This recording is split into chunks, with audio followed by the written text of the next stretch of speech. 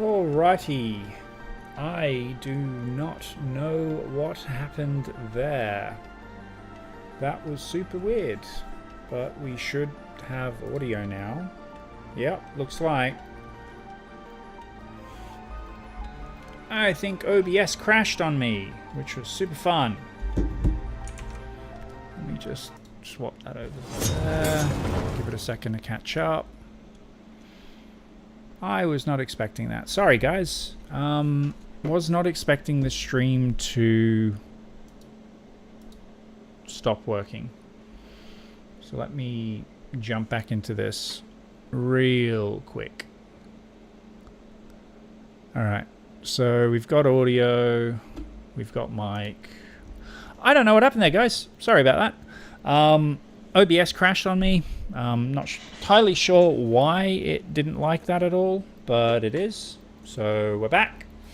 Where was I? Oh, yeah, so if you're jumping into this stream and not the other one, I just want to thank everybody who has liked and subscribed. I want to thank everybody who has viewed all my content.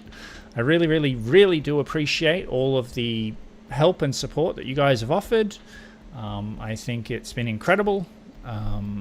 We hit 10,000 views, and I woke up to it, and it was incredible. It really made my day. All of the support has made my day. So if you're lurking, if you're watching, feel free to like and subscribe. What else did I say? Oh, I mentioned a bunch of stuff about my podcast, about how we have a Lord of the Rings one coming up on Friday. I also wanted to talk about how I got a whole game schedule and that. So we've got a gaming schedule coming up, a bunch of titles that we'll be playing. I've got a podcast schedule for a bunch of topics I'll be discussing. So yeah, if you're lurking, if you're watching, just like it, throw a like, subscribe. I'd really love all the support. I've really enjoyed all of the support for everybody who's been watching and joining in. Don't be afraid to comment on my content in on Instagram and Threads. If you see something you like, feel free to reach out. I'm more than happy to chat with you about anything that you see on any of my content. And I'll probably chew your ears off as well. Don't get me wrong. I love talking about all this stuff. Yeah, like, subscribe, join in. So where was I up to? Yeah. So this is Hitman. We are playing the freelancer mode, which is a roguelike mode where you have randomized targets, randomized kill objectives, and all of that sort of stuff. And that's what we're going to be doing. We did have OBS crash on us just before. There is another previous stream before everything went pear-shaped. So you can definitely watch that as well. Listen into just the amazement that I have for everybody who's watched my stuff lately. I really, really do appreciate it, enjoy it.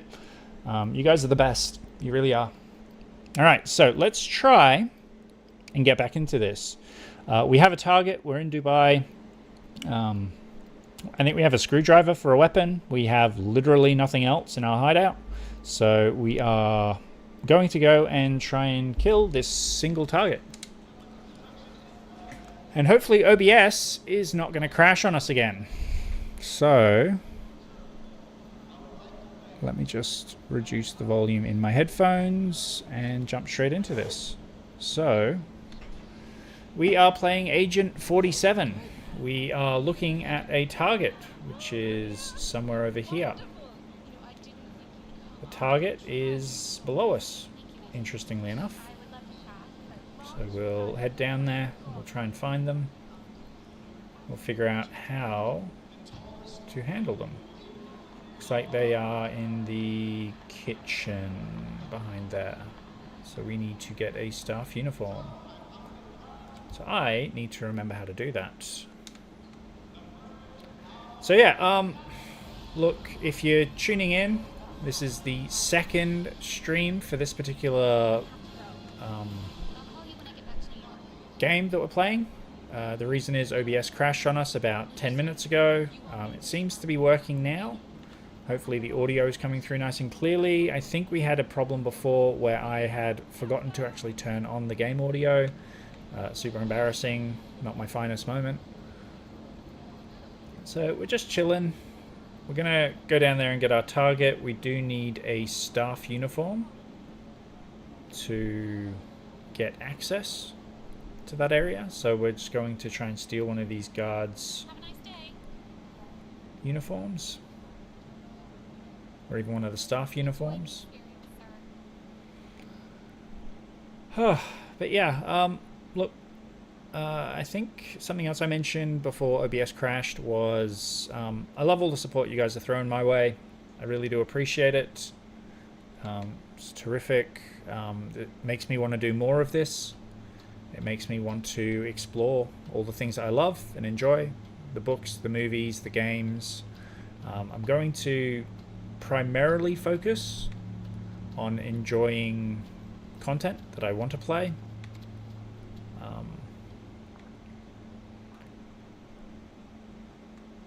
And how do we do?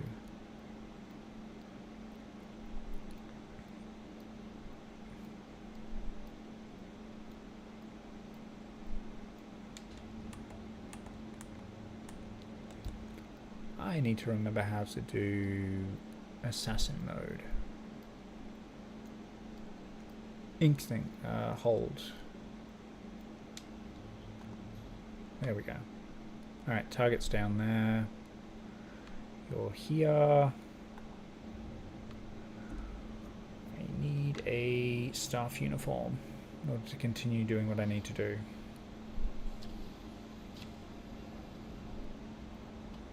Okay.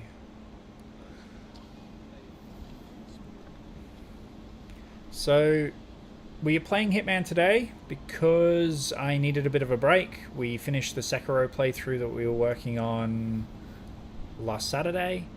At any point where I'm unsure of what I'll be playing next, or I need a break from what I'm playing at the time, Hitman is probably going to be one of the go-to games. It's just one of those super fun, really quite simple, but complex all the same.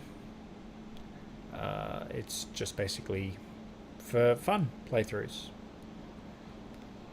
And I'm going to need to remember how to play this. So like I said, this is probably just going to be a yapping stream.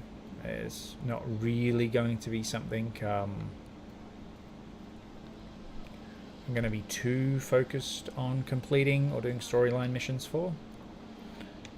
The next game after this is Stellar Blade. The wonderful, aesthetically pleasing Stellar Blade, set in a world which is horribly depressing. And it really speaks to the Eastern philosophy that beauty can only be found in destruction. I've forgotten the actual phrasing for it, but yeah. So at this point we're just doing laps of Dubai. I need to find some sort of staff member who is by themselves because we need some clothing so that we can get into one of the staff areas. So we're just going to stroll around here until we find a target that will allow us to do that. I think the audio is finally coming through nice and clearly, and OBS has not crashed on us this time. Even better. Hey, love. Now we just need to find somebody who is by themselves. Preferably a staff member.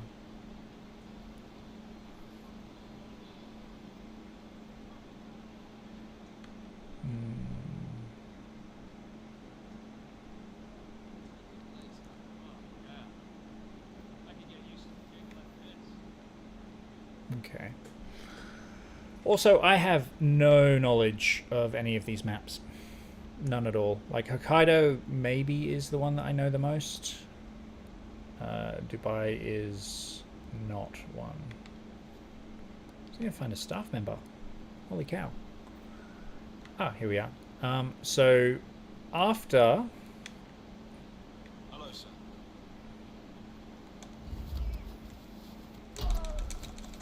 boy.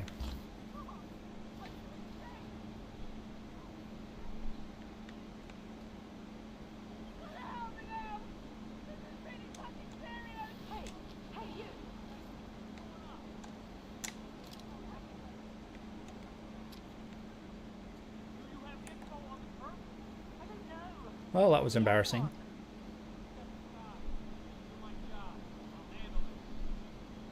Hey, buddy.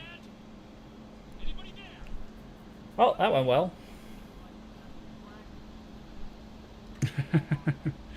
I did not realize that those guys could see me there. That's okay, though. We have some attire. We have a weapon. We didn't kill anyone yet. So yeah, Stellar Blades. Next, I've played it once. I'm nowhere near being good enough to know where everything is in that game. It is not going to be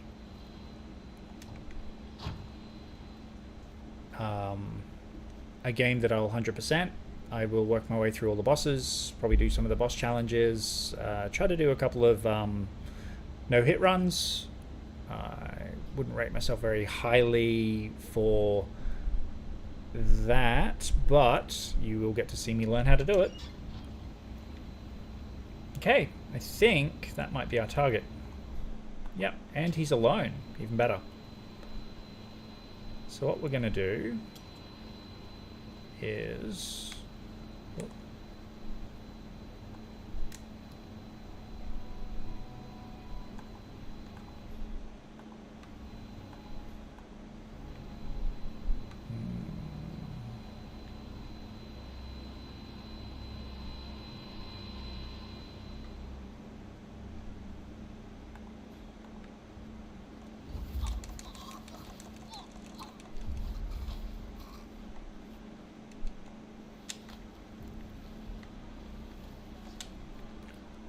probably stuff this up. Oh no, we got a body area over here, somewhere to hide it. Okay. Close this off for a second, see if there's something we can put on.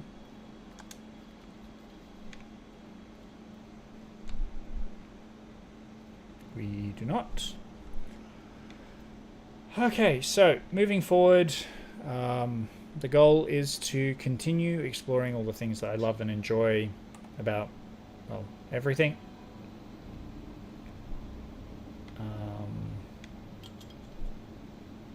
Right.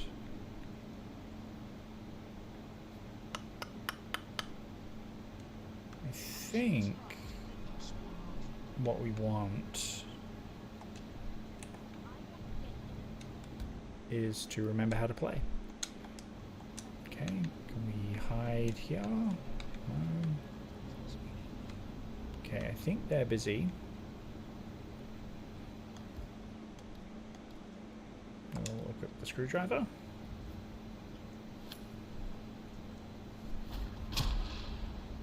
Syndicate member eliminated. Well done, 47. We'll go and reclaim our item. I'll be in touch. And we will drag this way.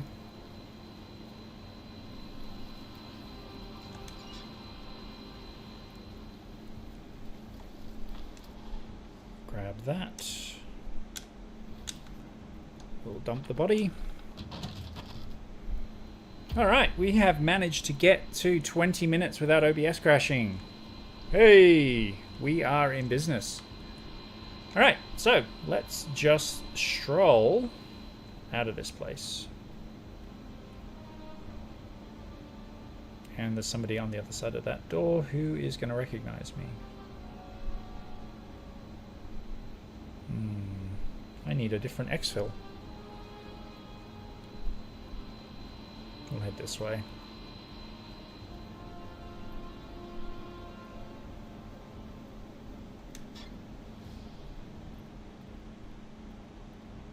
Okay, I think I've got an exit point downstairs, so we'll head there.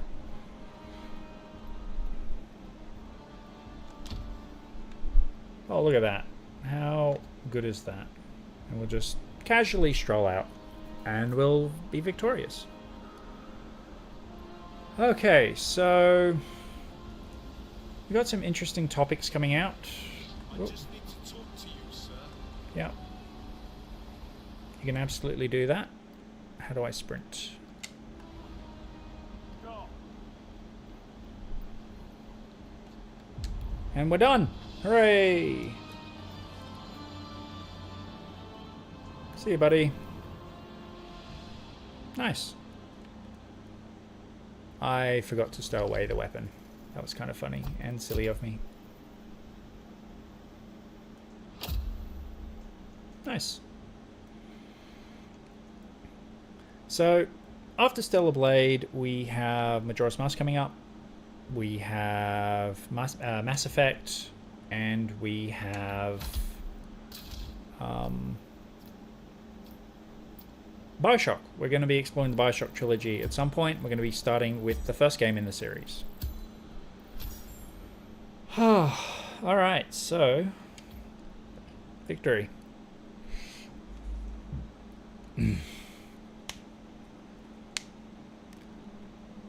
Oh, Very good, 47. More home oh, a long day today. It was a good day though.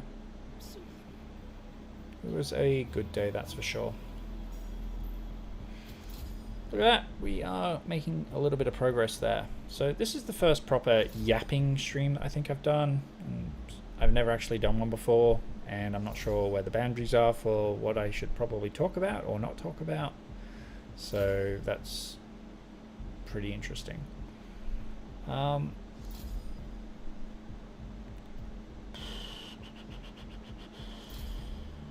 don't know, I guess one of my favorite topics is myself and my autism. That's always super fun. My love of direct communication, which is even better. I don't know, sometimes understanding things can be tough. That said, actually, this is a good topic. That said, I think one of the best decisions I've ever made is to get noise-cancelling headphones. I cannot tell you how much that changed my life. Seriously, it was life-changing. I, for as long as I can remember, have always been able to hear like the hum of aircon units, and I've always been able to hear like the hum of fluorescent lighting as well. Like that is painful. Does that actually drop it? Oh yeah, that's fine. Let's drop that one too. Yeah, and getting noise cancelling headphones changed my life. It took me, I don't know, 20 years of just hearing the hum of aircon units and just so much noise pollution, electric noise pollution as well. Like tuning it out is it's so tough. And then getting noise cancelling headphones, it changed everything. It allowed me to focus all of that sensory information I was getting, and I don't know, it calmed me down. It made me less dysregulated like all the time. It was terrific, it really was. What do we got here? Ice pick kill, eliminate leader during tell. They are a smoker with secret meetings and arrange meetings. Grab that one. Alright, so we are going to Hokkaido with 4 targets.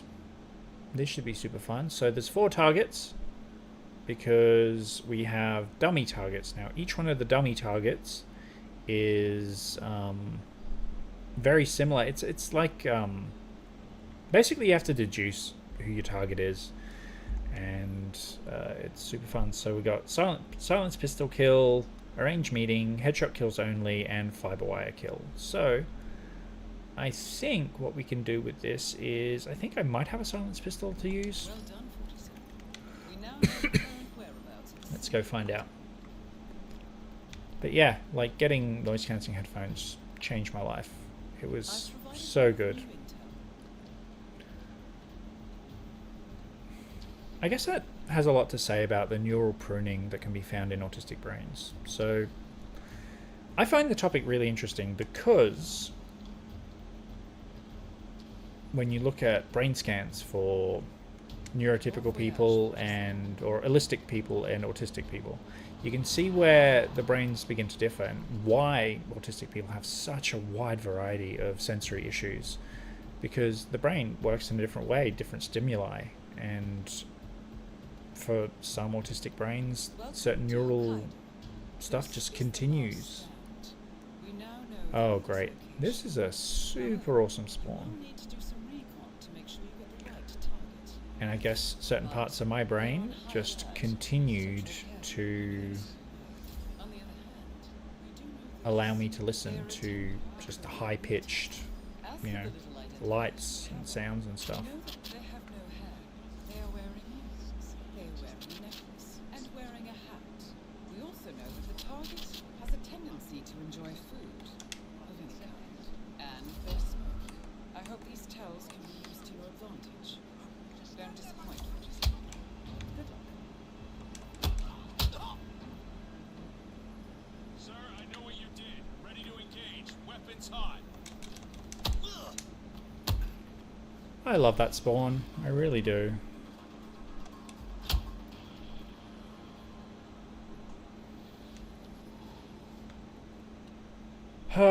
Well, that was a super fun start to this map. Alright, let's see where I can stow bodies. Oh, What? What the? Oh.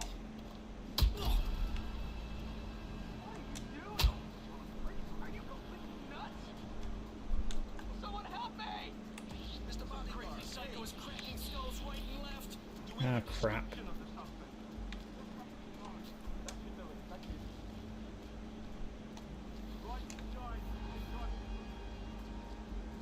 Well, that was a terrific start to this map. That worked out real well. Oh boy.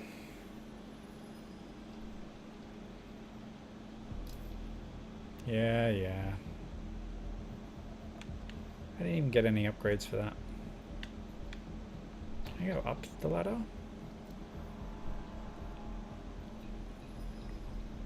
No. Alright. Looks like we're going the long way. The long way round.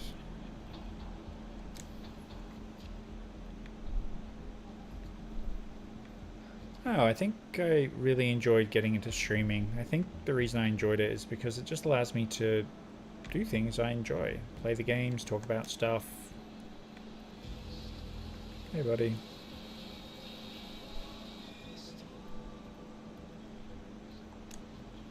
Where are we? Turns out I am lost. Very, very lost. Okay. That's super fun.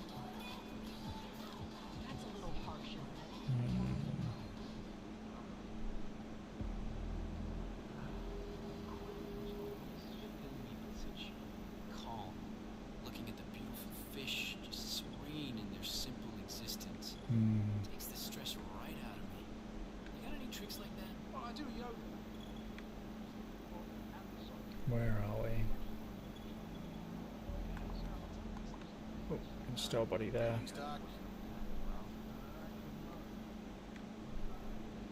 I missed my timing.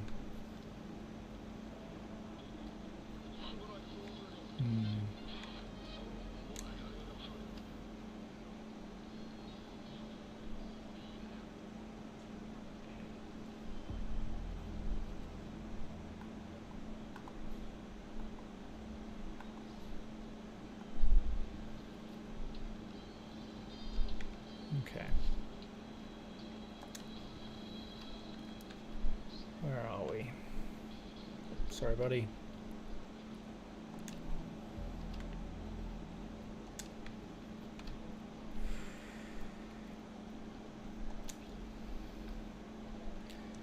We've also got some really fun topics coming up for my podcast. Might as well talk about that for a little bit as well. So, after Lord of the Rings, we are jumping into Dragon Ball Z.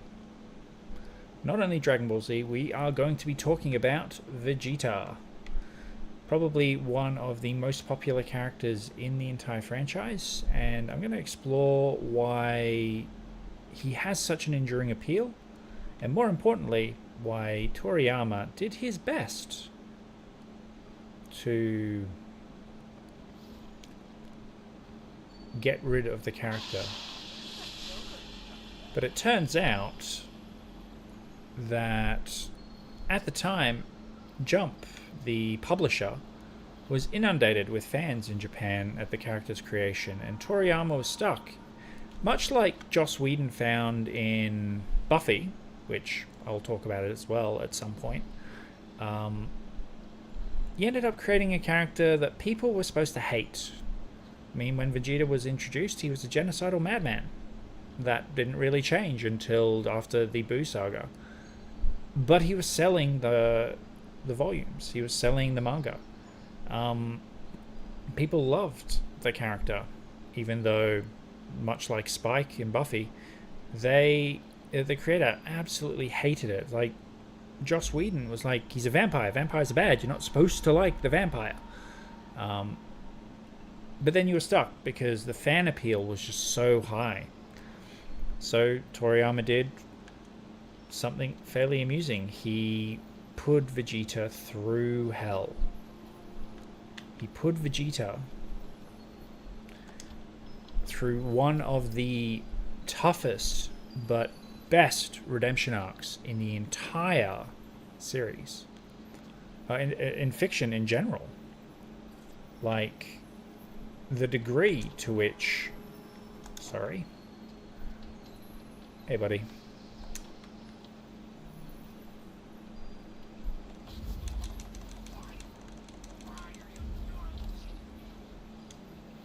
Sorry, buddy.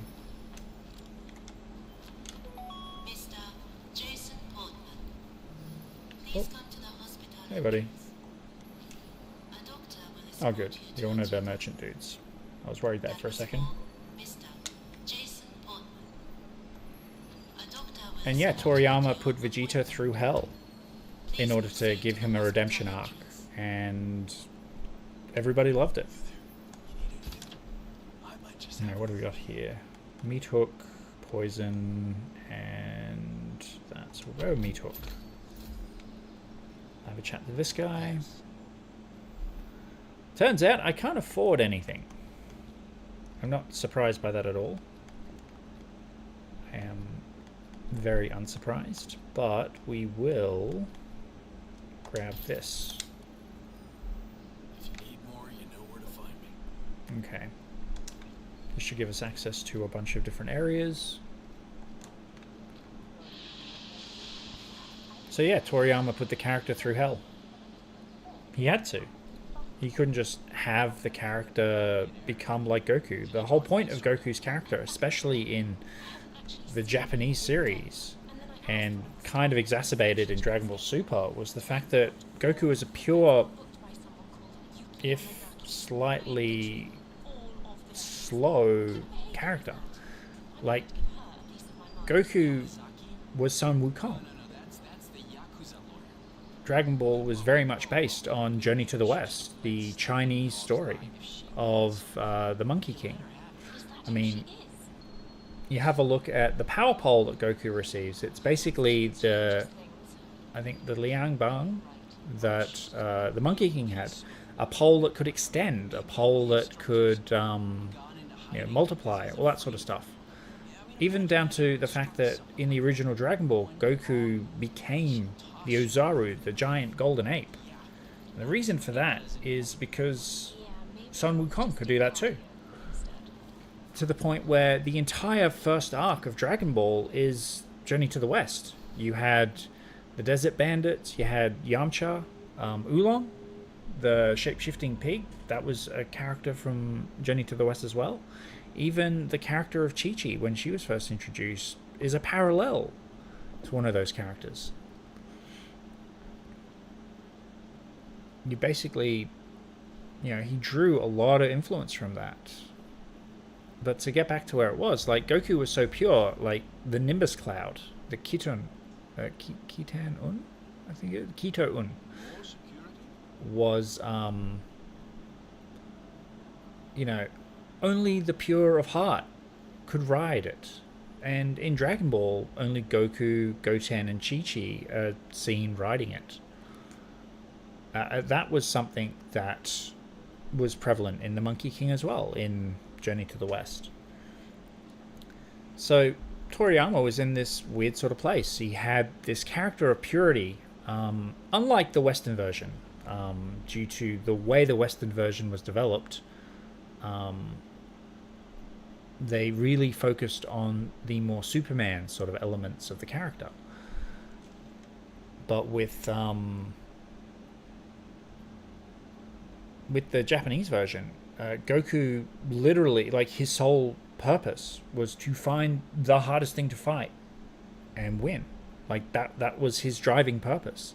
It's why, I mean, you see it all through Dragon Ball Z. The moment Goku, you know, allows a fight to continue, it's because he wants to test himself. He wants to fight the strongest thing. The Frieza Saga is a deliberate version of that.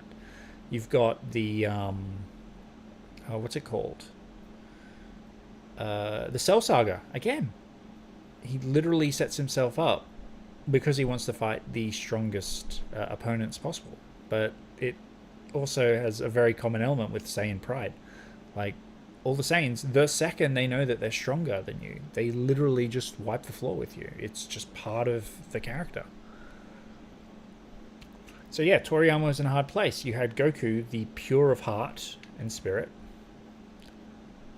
And you had Vegeta, the genocidal maniac from that, from the Saiyan species. So what he had to do was he couldn't just give Vegeta a proper redemption arc. He had to force Vegeta through hell to do it. And what resulted was one of the greatest story arcs in manga and narrative fiction. He goes from being a brutal genocidal maniac to married with a son. And he literally goes through the Dark Night of the Soul. He literally... The whole Majin Vegeta arc sequence, where he wishes for his evil, careless self to come forth to gain his power because he believed that family and Earth was making him weak. And then you had this whole sequence where, even though he was filled with this evil sort of power, he was able to control himself because Saiyans won't be controlled. And then by the very end of that arc, he sacrifices himself for the very family that he thought made him weak. And that's a story thread that continues on into Dragon Ball Super. Yeah. So I'm going to be exploring that redemption arc. Because I think in a lot of ways, redemption is just one of those super important things. Like, it can be done. You just got to find the right way to do it. Let's see what's in here. Kitchen knife, flashbang, and nail. Getting all of these melee items. I'm not getting any ranged weapons, and I really haven't been focusing on my assassination at all. I'm just chatting. So yeah, we are heading to Dragon Ball Z after we explore Lord of the Rings and the Bridge of Khazad-dûm. What's this guy? My headset stopped working. Sorry, Plug it back in. but it's just making me feel a little uncomfortable now. Okay?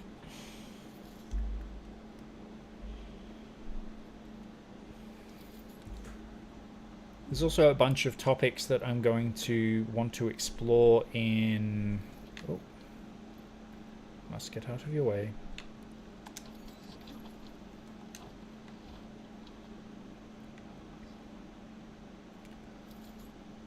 Another topic that I eventually want to talk about will be... I want to talk about the love story between Wes and Lila. I think that as far as love stories go in fiction, the Wes and Lila one is, again, one of the better ones. I believe it's real, it's gritty. You've got two characters who are very direct with one another, and you can tell that, and I'm going to cop a lot of slack from this, that I'm going to cop a lot of slack from this. I think it's a better relationship than Wes and Fred. I think that the Wes and Fred relationship was really focused on idealism. Grab the explosive golf ball. I think that Lila found Wes when he was in a bad place, but she was the only person who accepted him for who he was. I think that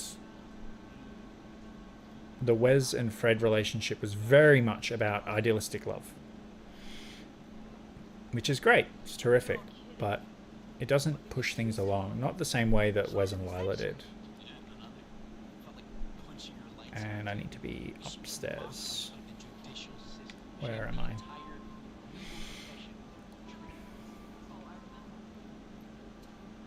Also, you can kind of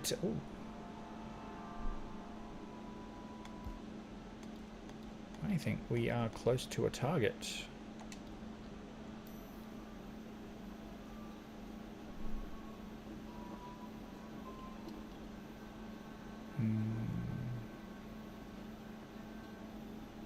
Where's the assassin? Oh, there's two of them nearby.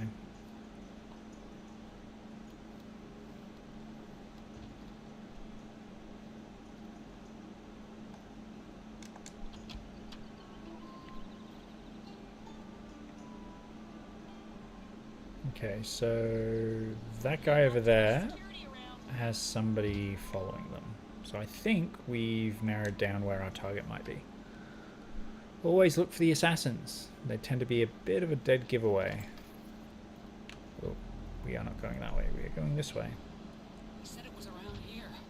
Why can't I find it? Stupid. Okay. Oh, no. Right. I need to get over that side without getting seen. Christ, I could answer my pants. This is not good. Not good at all, man. How am I going to do that? Oh, I'll do that. Right. Let's jog over this side. Go up this way. Yeah, so I'm going to cop a lot of slack from the Buffyverse fans amongst you, because I think, in a lot of ways, that the Wes and Lila relationship is actually one of the better ones. I think that it's more indicative of more mature love that the characters shared. Let's see if I can get over here without triggering the camera. Oh boy.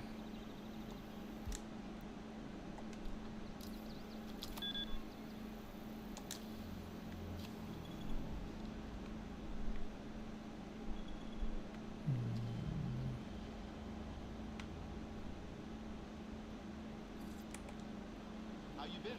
You! Are you with security? Hey guys.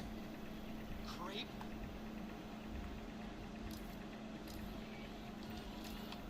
Oh, I'm just triggering everything. Hey, stop! You don't stop, they'll trouble. It's me. Are the final details in place? Bad news. You're going down. Oh, shit. Hand behind your head, big boy. That's right. Nice and easy. Look at him. He thinks it's a fucking street fight. God damn! What, help me! First hit on Cisco.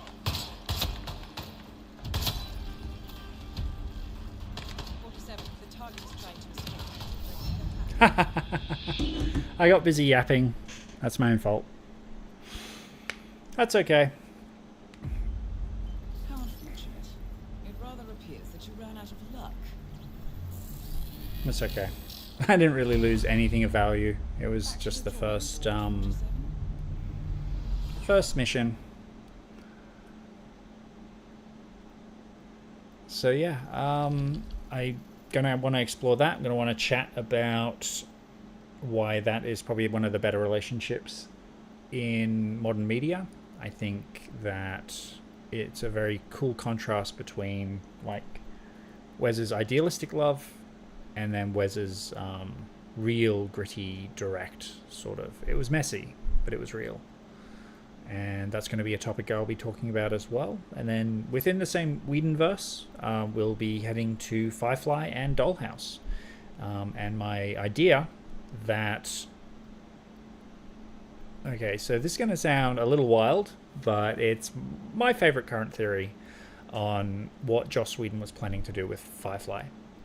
I was thinking that Firefly would start, and the first few seasons would be Mal and the crew flying around, engaging in daring do against the Alliance, and then eventually the Serenity film, which again I'll talk about at length, which I think was just a combination of a couple of seasons that Joss had planned.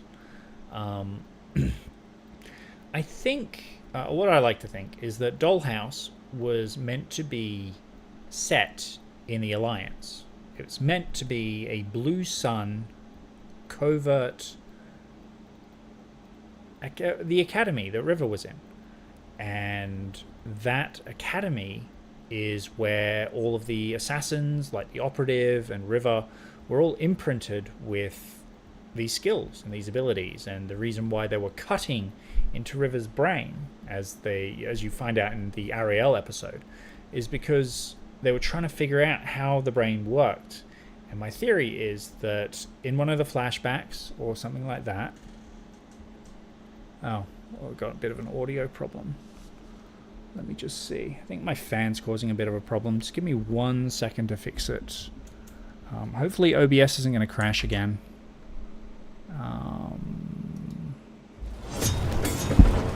Give me a sec.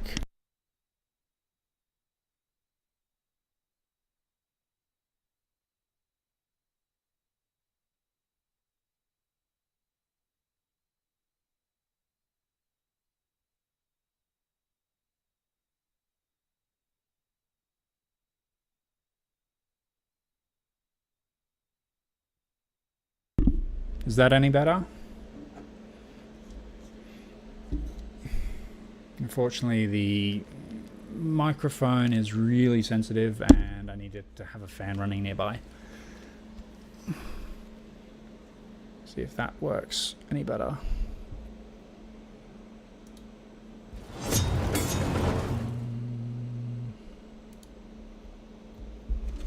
Just give me 1 second.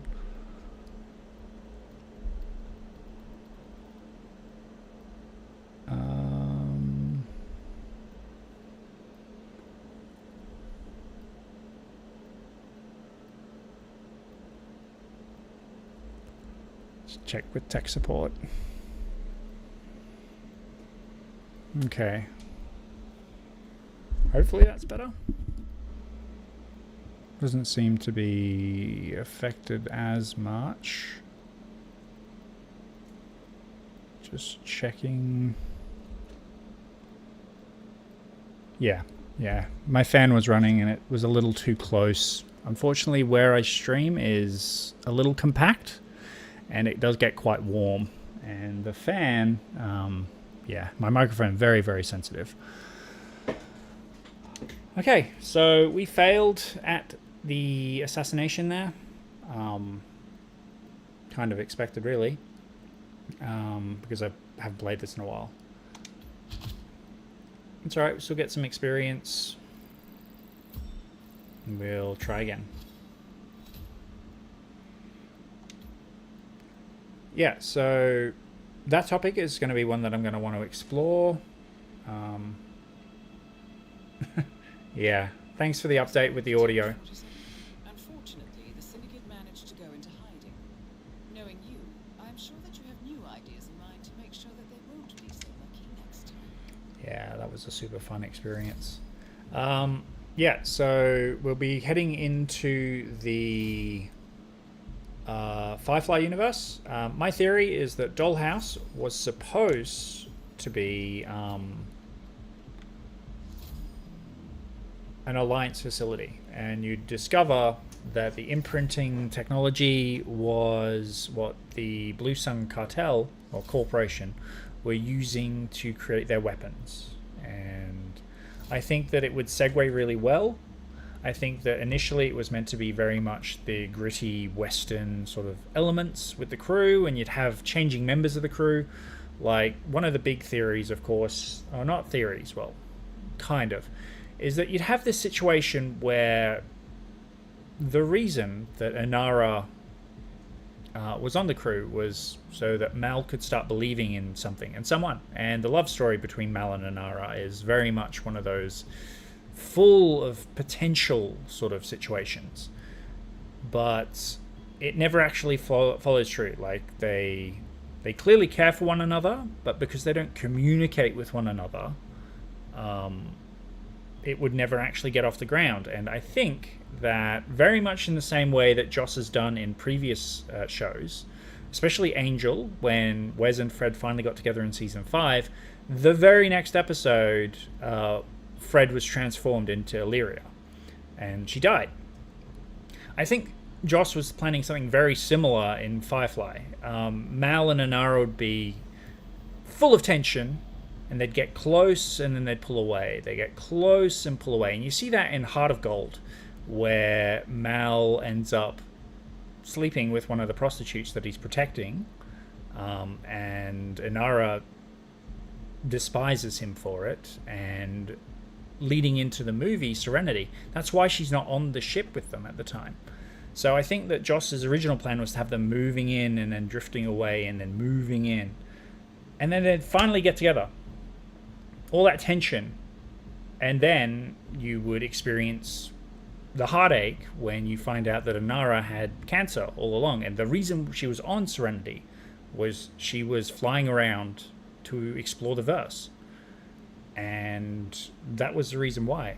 And then my theory is that Saffron, or Yolanda, played by Christina Hendricks, would join the crew, and she would have a narrative arc where she would be the one to help console and eventually grow with Mal as he grieves over the loss of Inara. Like, that's part of one of the theories I've got for where Joss wanted to go with Firefly. And it's something really, really interesting that I want to talk about more in a distant podcast. But the idea is that it would start off as a Western, and then you get some backstory about the Alliance and the Blue Sun and the guys with the hands of blue. And these guys would... sorry, this is becoming a bit of a yapping stream. I'm kind of getting off topic, or rather on topic. I know I'm supposed to be playing in this stream. Yeah, but like, you had this idea, like, it would transition over and you would get to see the inner workings of the evil organization.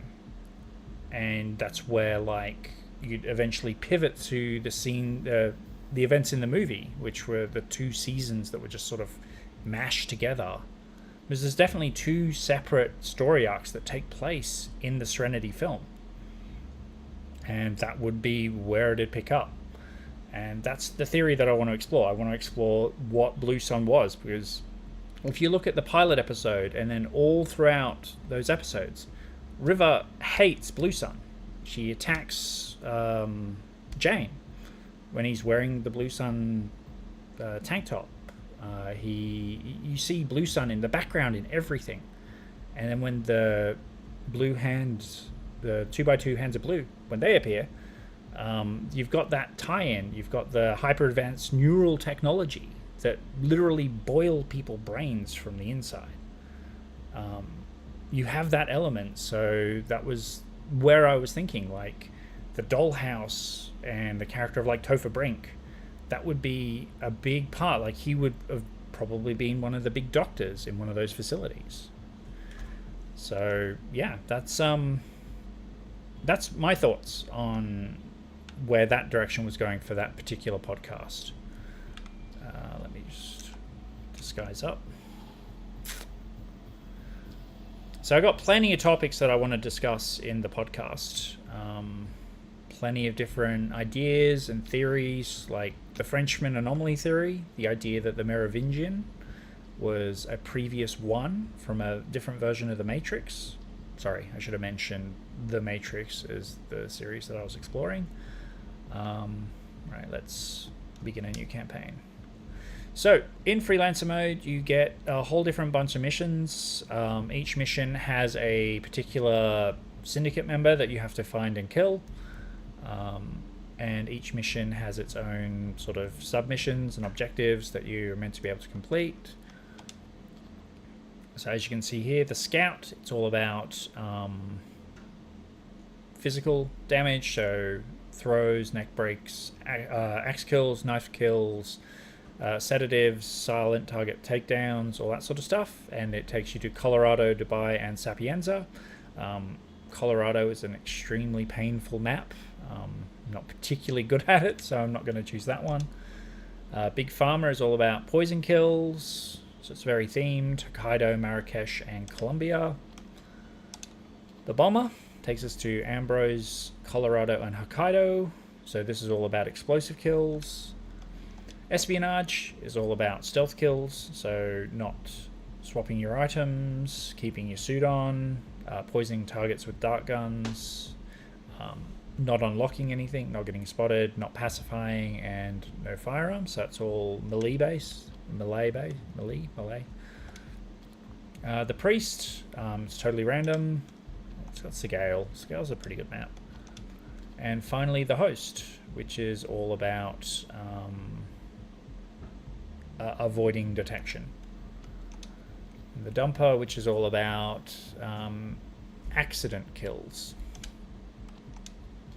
My favorite, though, is assassination-based missions. So silent pistol kills, fiber wires, headshots, all that sort of stuff. Bangkok, Marrakesh, and Argentina. So I think we'll pick this one as the mission.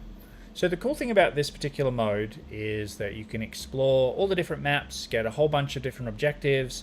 You keep what you find. So if you find a sniper rifle in game and you manage to get out with it in the map, you get to put it with the rest of your gear.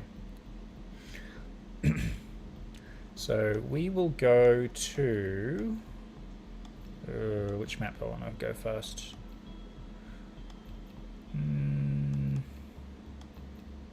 Bangkok's a good map. Marrakesh is not somewhere I want to go for the Syndicate mission. Mendoza's alright. It's a big map though. Yeah, we'll go Marrakesh first. This map is kind of painful when you're trying to get a Syndicate kill. So explosive kill remote, eliminate guides with a sniper rifle, and poison guard. So we're going to start here. The prestige one we will take is not one of those, as they're all painful. And we will take the explosive with us today. Alright, let's jet off to the next location. Have a good trip, 47. Alright, so if you're only just tuning in, this is the second version of this stream. The reason why this is the second is because in my original stream, OBS crashed. I don't know what caused it. All I know is that it simply refused to want to play. We have intel that the Syndicate is present in the area. Oh, Find the goody. person and, well, you know the drill. Good luck, 47. Thank you for dropping me into... this is a fun spawn.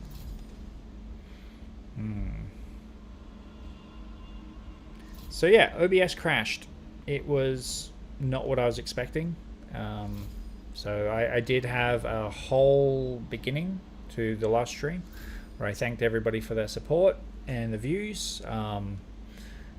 Basically, I woke up this morning and I saw 10,000 views for all of my content. So I just want to thank all my supporters for all of the, well, support that they've been giving me.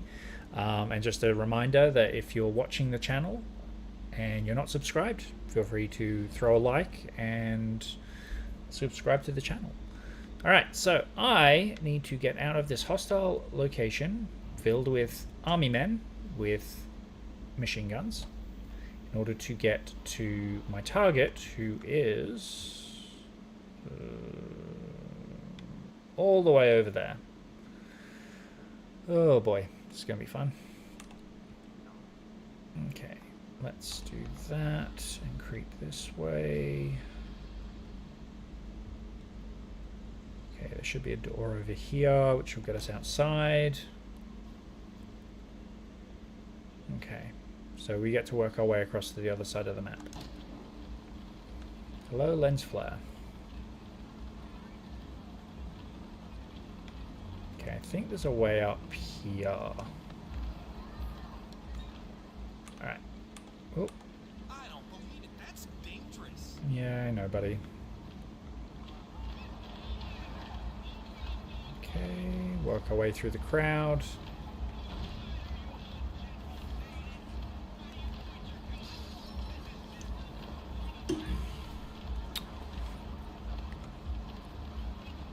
So, by the end of this week, I should have a capture card.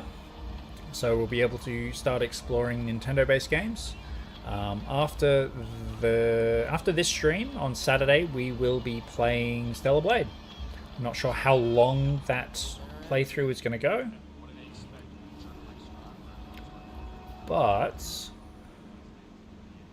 there's my target.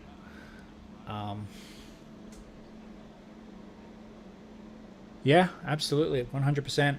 They could have made a sequel to the Hitman movie. I think they might have done a couple direct-to-DVD ones, though, if I remember correctly. Grab some scissors. Alright, let's follow this guy. Find out where I could find a quick kill for this guy. Alright, so now we get to enjoy the stealth-related aspect of this game, where we figure out the best place to dispatch of our target. Can't poison anything there. Just gonna casually stroll through here after this guy. How you been? Not me. That's a load of rubbish. We all want these So I don't know how long the Stellar Blade playthrough is going to go. It's not going to be 100% playthrough. It's just going to be pure enjoyment. We're just going to work our way through the missions. We'll do some of the side quests.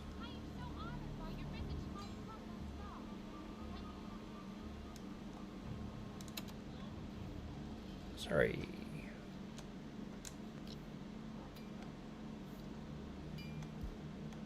Let's grab this. Where is he?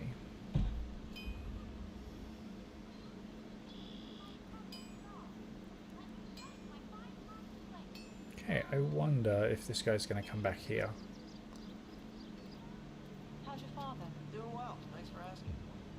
Ooh, if I get a screwdriver, I can do something there with that. Is some kind of political thriller, I think. You know, airport lit. Oh, that's nice. So he doesn't miss the old school. Well, he was headmaster. So, for Hitman playthroughs, I will be using Hitman playthroughs as stopgaps, probably around other streams if I need a break from whatever I'm playing. I'm going to do my best to finish playthroughs where I can.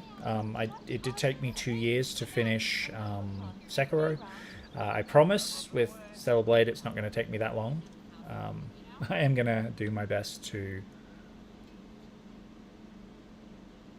actually finish games and work my way through my backlog. So after Stellar Blade, I should have a capture card and we should be able to play some Majora's Mask, which is my favorite game of all time. You'll have to bear with me, I'm going to have to learn how to actually use the capture card. And then after Majora's Mask, we are jumping into another one of those games, which I grew up with. We are going to be playing Mass Effect, which has one of my favorite moments in any game ever. The greeting with Harbinger No, Sovereign. Sorry, Sovereign. Harbinger's the third game, I'm pretty sure. But it's got one of the most chilling scenes I've seen in a video game.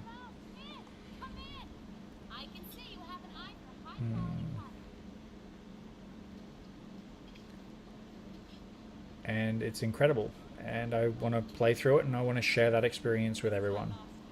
So that's what we'll be doing after Majora's Mask. At this point in time, we also want to do Bioshock.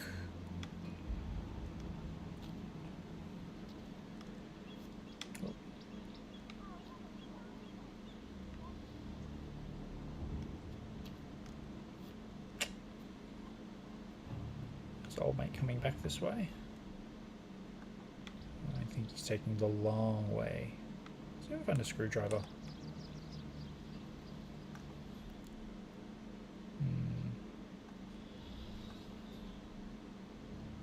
I think old mate's coming back this way. I want to try and get him with an explosive kill, but there's too many people around.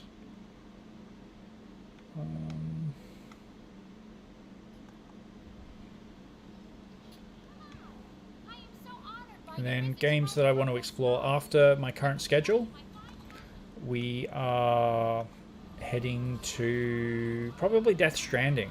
That's a game that's on my to-do list as well. I know it's called a walking simulator, but I do want to explore a lot of the Japanese themes that are involved in the game, and I want to explore the story. I recently picked up Death Stranding 2. It's only just launched on Steam as well. So I'm probably going to do them maybe one at a time, maybe both, and then after that, who knows, probably Persona 5, there's definitely a playthrough of that I want to do, and then yeah, we'll probably finish the rest of the Bioshock games, and probably at some point in the distant future, we may even explore the Elder Scrolls, and who knows, I may, after 14 years, actually finish Skyrim. So there's a pretty funny joke when it comes to Skyrim.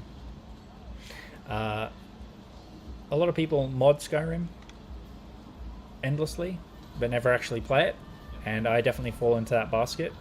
The game came out in 2011. It's been nearly 15 years since it came out, and I have not finished the game once. I've gotten close. I've never quite gotten to Sovngarde to defeat Alduin.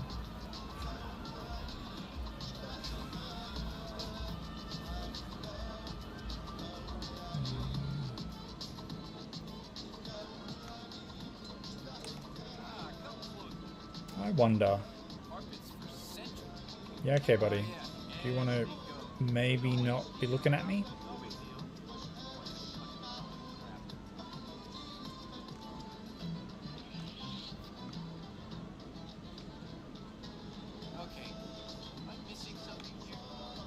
No, you're not.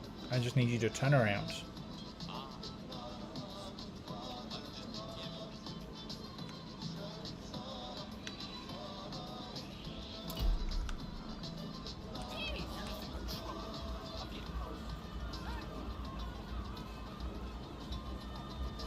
Well, this went well. Let's just walk away and try not to be seen.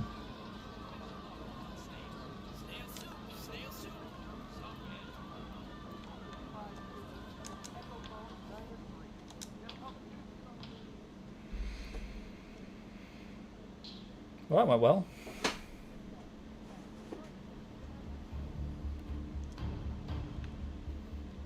Time to hide.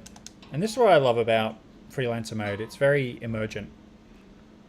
The whole idea of emergent gameplay is, you know, the game develops its own story.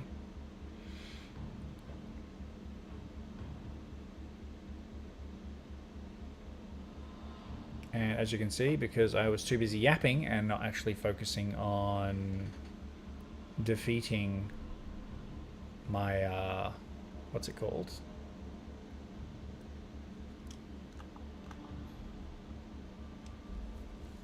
Target. Okay, Okay, what are you doing, buddy?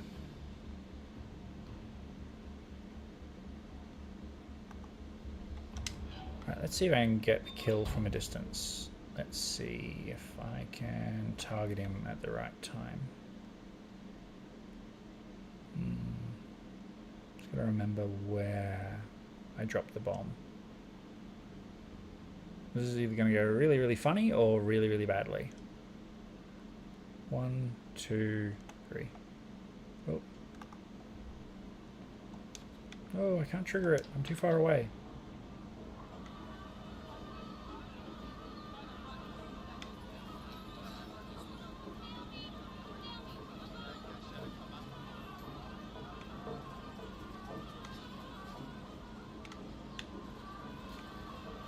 Oh, terrific.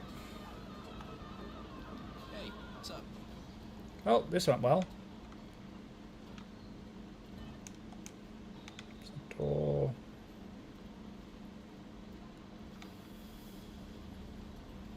Yep, dropping that bomb, not a great idea. Now everybody knows where I am. Hey, buddy.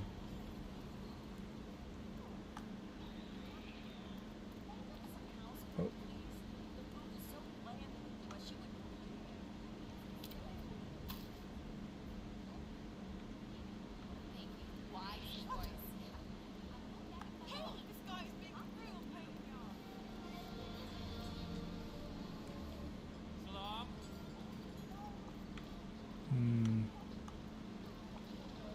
Oh, this was...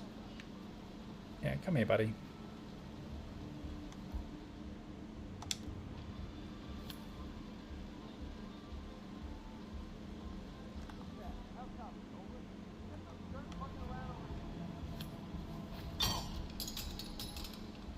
Yep, nothing to see here, guys. Nothing to see here.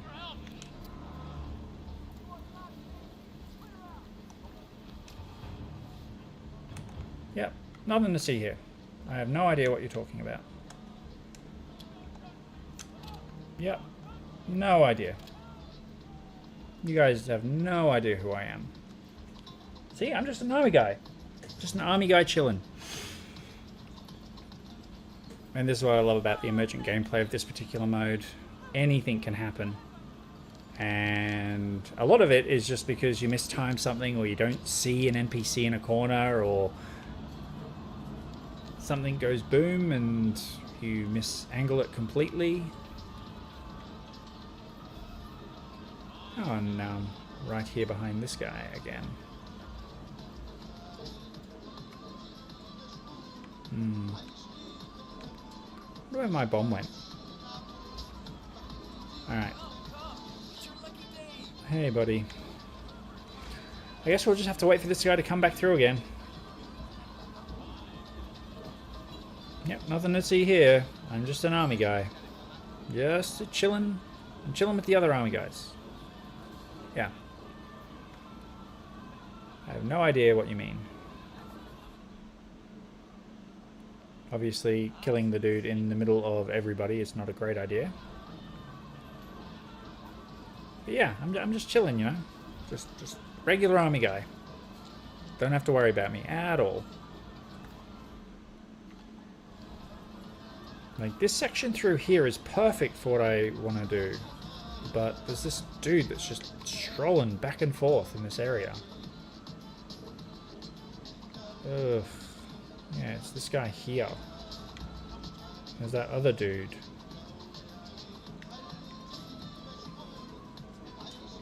Alright. See, like, I just want to grab the dude there, but like, this guy's gonna see me.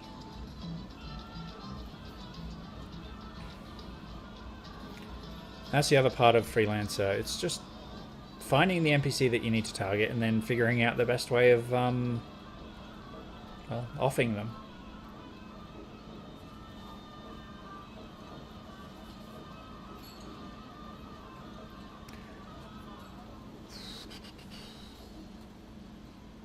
So yeah, I think after I finish this mission I might call it. Between my audio problems and my OBS crashing before, I think I'm just going to cut this stream a little bit short. Oh, sorry. I didn't realize that you knew who I was. Right, how am I going to get past this guy? Oh, I don't have to worry, he's walking away. Alright. Hello, come in. I can see you. Okay, I guess this is what we're going to have to do. Hey, buddy. Syndicate member eliminated. Yep, no idea who you're talking about. Some random army guy just shot that guy. I'll contact you later. Don't know what you're talking about. Oh no, somebody got killed. It's awful.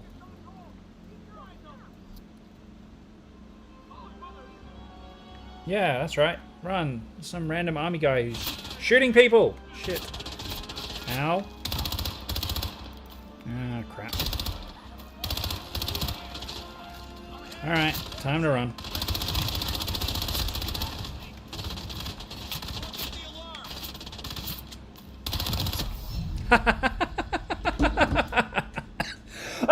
Well, that didn't go as expected. Or maybe it did. Anyway, this is part of the fun of Freelancer. I'll be playing it a bunch more eventually. I want to thank you for coming, joining in. Future viewers, I hope you enjoyed the stream and my random tangents into the Whedonverse, which is a topic that's very near and dear to my heart. It's going to be the subject of many, many podcasts in the future. Yeah, so thank you so much for joining me. Let me just... My OBS has crashed and my Stream Deck has crashed. So I think when OBS crashed the first time, it sort of gave up the ghost. So let me just adjust this to here. All right, so thank you so much. This stream only went for about an hour. There is a short 20-minute clip from the first stream that I did before OBS crashed. I recommend jumping in, having a listen. Basically, I just effusively praised everybody who has watched my content. Throw a like and subscribe in the chat. Well, not in the chat, in the on the video. Basically, I want to thank all 10,000 people who viewed my content. I want to thank all of my subscribers who constantly show up and offer support and help, and with whom I couldn't do any of this. You guys are the best, as you know. But yeah, moving forward, we have Stellar Blade on Saturday. Hopefully the audio issue isn't going to be totally busted again. I am going to continue trying to work on it. It's been a bit of a persistent issue since I started this again in February, but we are making headway with it, I think. Friday, the new podcast should drop Friday night. We are exploring the Bridge of Khazad-dûm, the conflict between the Balrog of Morgoth and Gandalf, the Astari. We're going to be exploring the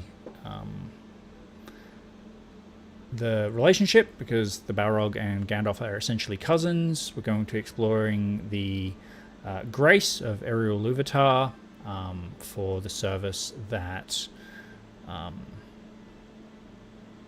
Gandalf provides to Middle-earth, and we'll be exploring the all through the lens of Tolkien's Catholicism. So really cool content coming up. It will be on the channel.